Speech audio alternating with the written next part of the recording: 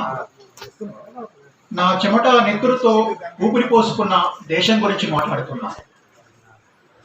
ఈ దేశ గుండెలపై 3 సింహాలు మూర్చబోయినాయి. నక్కలే రాజముద్రలై ఊలలు పెడుతున్నాయి. వందే మాతరం సరస్వతి నమస్తుభ్యమైంది. జనగణమన జాతి చరమగీతమైంది. అశోక చక్రాన్ని కూల్చి రాముని రథచక్రం మా బతుకుల మీదుగా దూసుకుపోతున్నది. మూగొండెల మాటన బూడిద రంగు తోడేళ్లు అడవుల్ని జల్లడపడుతున్నాయి. దేశమంతా ఎక్కడ చూసినా పారుతున్న ఆకుపచ్చని నెత్తురే.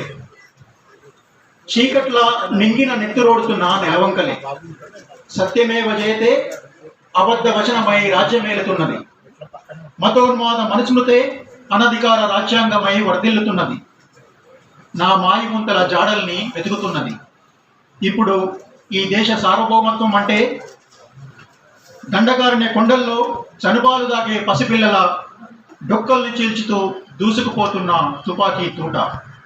ఈ దేశ సార్వభౌమత్వం అంటే ఈ దేశాన్ని బహుళజాతి సంస్థలకు తాకట్టు పెట్టడం. ఈ దేశ సార్వభౌమత్వం అంటే ఈ దేశాన్ని రాజు పాడడం. నిన్నటి నడిరేగిన 30 అడవి పూలు నేలరాలినాయి.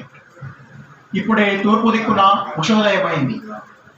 అబూజ్మాడ్ అడవుల్లో అప్పుడే పుట్టిన శిశువొకడు పిడికిలు బిగించి రణరంగ నినాదం చేస్తున్నాడు.